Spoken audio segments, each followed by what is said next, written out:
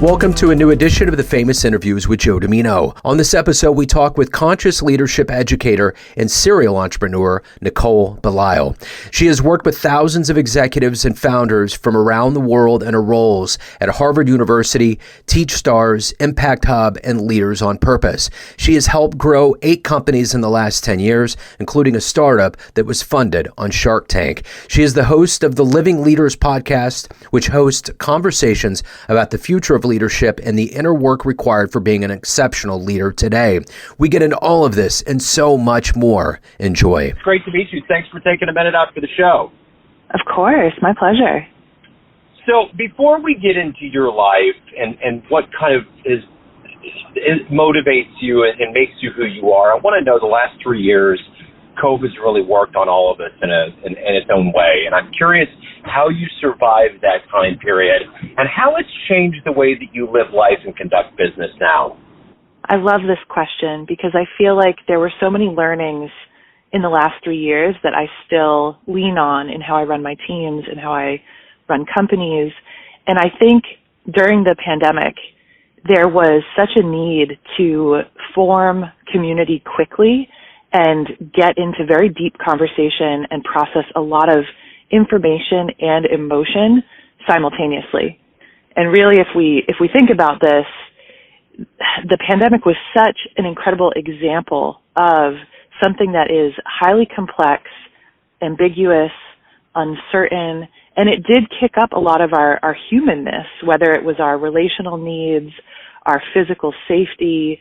So as business leaders, a lot of us were forced to integrate across these worlds where typically emotion, at least in the past, emotion had no place in the workforce, for example. Like these were two separate worlds, and you had a lot of this colliding. So I was finding myself in a lot of spaces where we were getting the whole human in the room by asking check-in questions, by really checking in on, okay, what do you need? How are you really? And the relationships and the trust that was formed during that time has absolutely carried on, as have some of those practices of really authentically checking in with ourselves, each other. I think it's been quite beautiful to carry on a lot of those communication or relational based practices.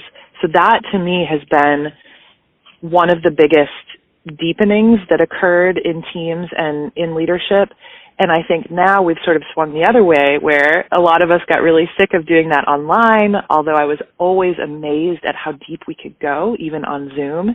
And now I'm seeing a lot of the in-person community coming back online and wanting to get together, at least regionally, to have those interactions in person again, which is very nourishing, I have to say.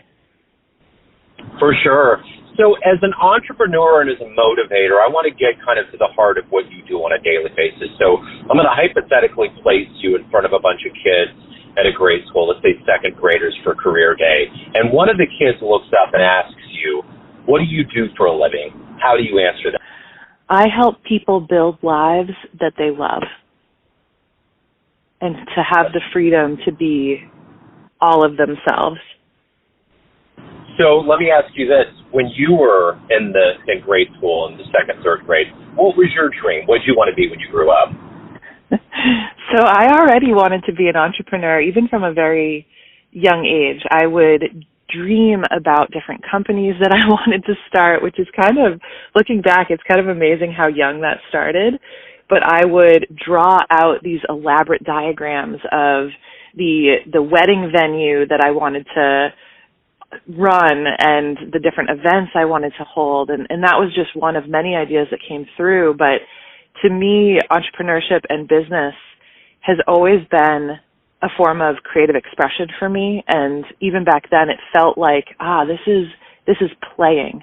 I'm playing business. I'm getting to be creative and use my imagination and imagine what's possible, imagine what I might create and invite people to. And so I was doing that a lot, to the point where even in grade school, most people were playing house or playing with dolls, and I was playing office. Like I was playing business and answering phones and imagining people coming in to buy things. And it was instilled at a very, very young age. And I think I knew that I didn't necessarily want the 9-to-5 template even back then. I was very fearful of that and seeing a lot of the adults in my life moving through that, but not being fully happy. And I'm like, something doesn't add up to my child brain here. And I want to be free, basically. I want to be free to create and free to live. So let's hone in a little bit more on your childhood. Tell me where you were born and raised and how some of these seeds got into you to not only be in business, but to be a motivator, be someone that moves people. I grew up on the South Shore of Boston in a small suburban town with my two parents and my younger brother. And from a very young age, it was instilled in us to both really love nature and also to respect it.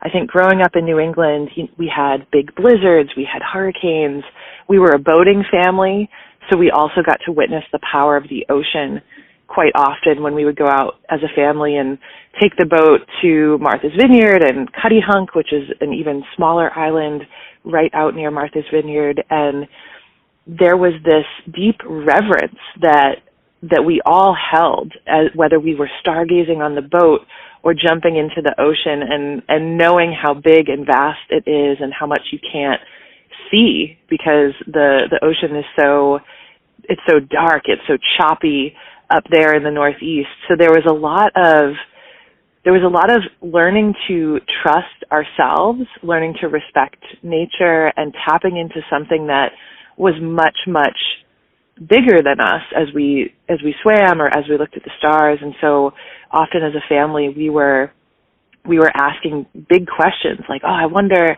who's up there. I wonder, are we the only life in the universe? Are there other planets that have life? And just, again, using our imagination. So that thread, I feel very grateful that I come from imaginative, intuitive parents, and both my brother and I have those skills and are using them in our own ways in business now. And I think it's made me more of a visionary, more of someone who can really see the big picture and get really open and curious and receptive to how it might all fit together, and then translating that through speaking, through leading teams, through leading workshops or in retreats, whatever it might be, and holding space for the bigness and for the power of these big questions that maybe we can't even know the answer to, but for the entire history of humankind, we have been asking ourselves these questions.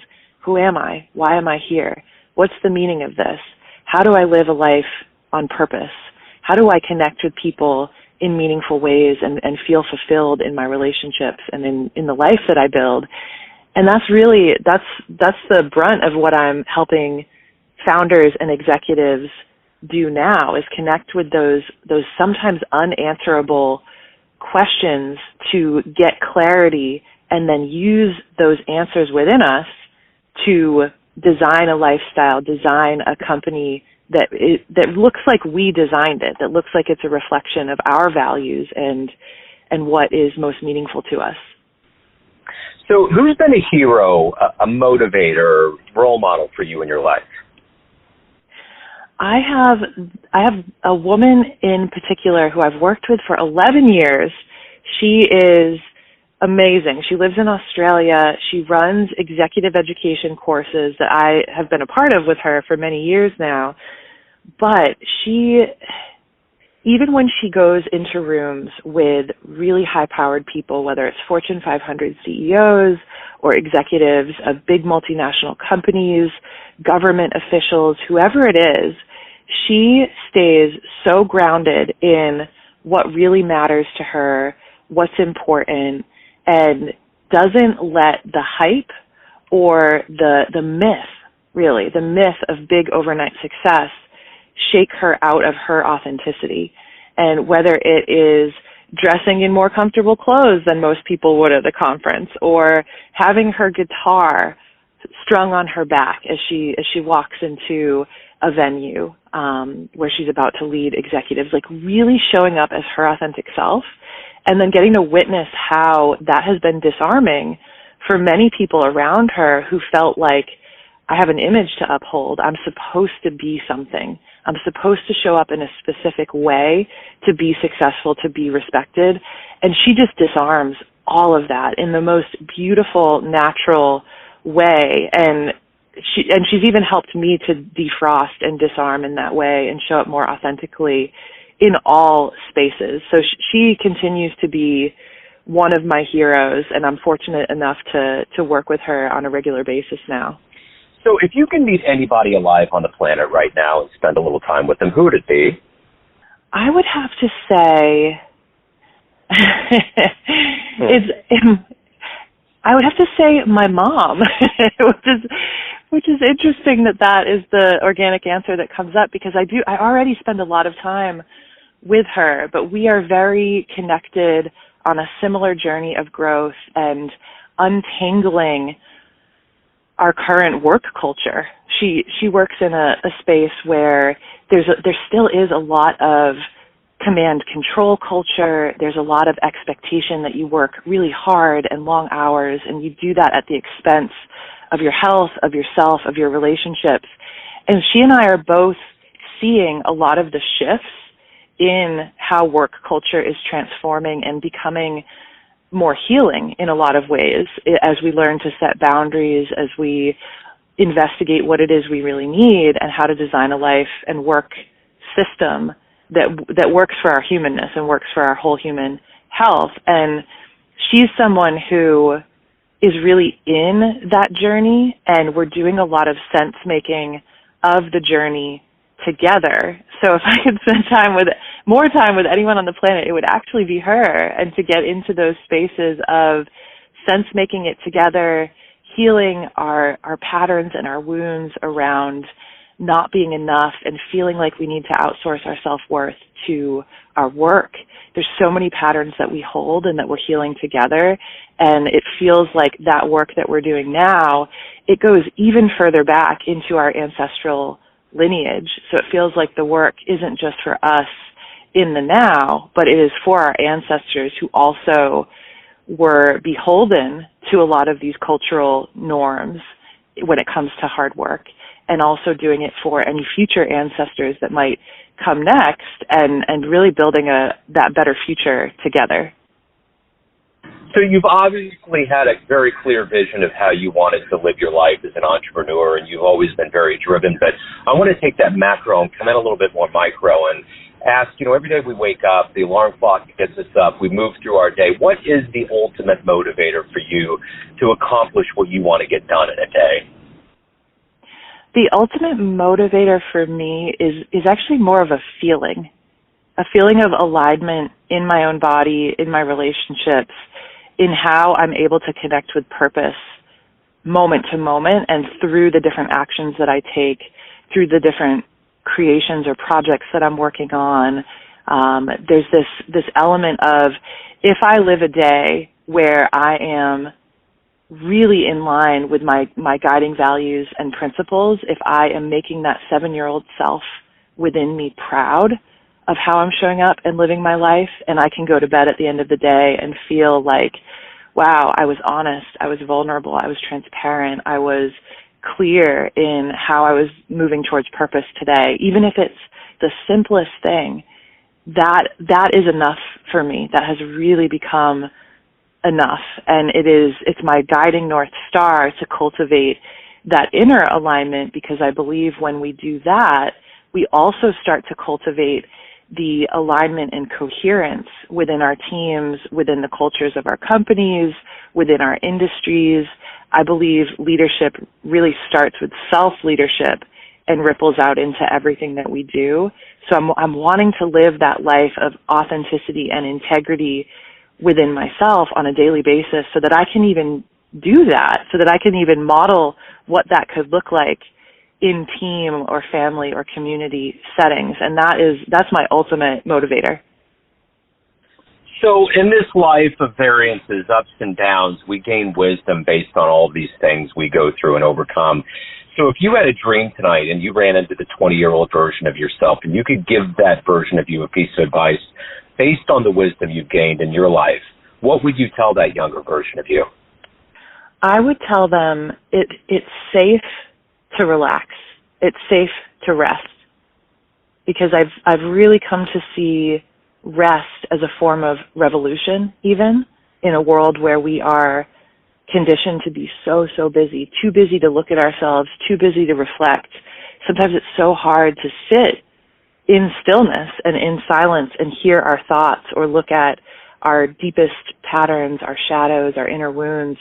And my 20-year-old self was turning to external validation and busyness to fill a void, and even turning to consumerism or numbing agents like TV, alcohol, overeating, whatever it was. There were so many patterns that were preventing me or distracting me from truly being with myself.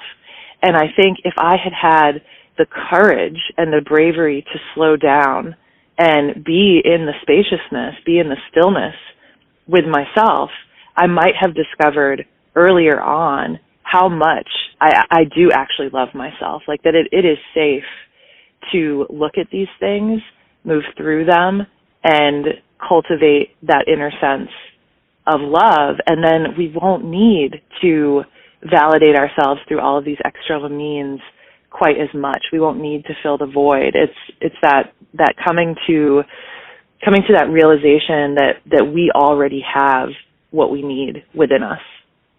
So of everything that you've done up to this point in your life, what are you the proudest of? I am the proudest of moments when I have spoken up, either for myself or other people, and the moments when I've honored my no. Like, I've honored the boundary. I've honored that either this is not okay, this is not healthy, I am actually a no to this. And despite all of the competing commitments to want to belong, to want to fit in, or whatever it might be, it was those moments of having the audacity to really have the courage to honor my no, because that ultimately makes room for our yes and creates more space for that in our lives. So I think back to one project in particular where it was the coolest, highest profile project I had ever worked on. I mean, I was in private receptions with tech billionaires, and we were raising this $1 million prize that would go to social entrepreneurs sourced from all around the world. It was so glamorous. We had partners from all over. We had celebrities involved. Like, my ego was going off. My ego was so excited for this. And there was enough that I was noticing intuitively and in my own body that, something about this doesn't feel right, or this partnership is feeling out of integrity. We're not actually operating from the values that make me feel good when I'm going to bed at the end of the day and feeling proud of myself. Like, I wasn't feeling that. So I ended up being the person in the room who raised my hand and said, hey, something's off here. I think we're really focused on the wrong things, or the things that are not going to create the positive impact that could be possible if we were to focus on the essence of the impact that a project like this with a reach like this could really have. Like, we're getting off track, and the whole project came tumbling down. We pulled the plug, we stepped out of the partnerships, we ended the whole project, and then I had to deal with the kind of the aftermath and the emotional processing of the grief that came from that lost opportunity, that feeling of loss. But I am really proud that I didn't just go along with it because my ego wanted me to, or because I was going to gain some artificial or superficial thing like fame, recognition. It's like, that isn't what fuels my soul. And I had to speak up. So of all of the clients that you've been with, what's been one of the best fan letters, so to speak, best feedback you've ever gotten? The best feedback that I've ever gotten has come from clients who have been able to get time with their families back. Like I have one client in particular who said, Nicole, in 6 months of working with you, I've doubled my revenue. I went from a 50-hour work week to a 30-hour work week. I have more time with my husband. I have more time with my kid. I'm making more friends and actually enjoying the process of spending time with other women and having our kids be friends. Like those stories where people are getting their lives back and I'm getting to watch the health of their relationships grow and their physical health, their mental health really grow, and they're getting to live the things that they told me in the beginning were most important to them. It's usually the things that they haven't had time for, or they're deprioritizing because they're so busy. The operational systems of their business are not regenerative. They're not set up in a way that prepares them for scaling. And so by doing some of that work together and overcoming some of the limiting beliefs that people have about their own leadership or what they can say no to, the boundaries they can honor within themselves, on the other side of that, those lives that are transformed and how that actually impacts the other people in their lives is one of the most fulfilling things. Like if my client, as a result of working with me, is a better mother to her child or in a better relationship with really anyone in their life, that is the ultimate. So everyone out there has a perception of you. You have different circles and spheres of people that you interact with, family, friends, clients, colleagues, but ultimately you are in control of your life. What's your perception of you? Who do you think you are? I think I am a calm but powerful presence who has the ability to connect to deeper wisdom and help synthesize complexity into simplicity, and to really hold the space, like to be the mirror and be the space where people remember themselves, where people remember, oh, I can do this. I can live a life that I love.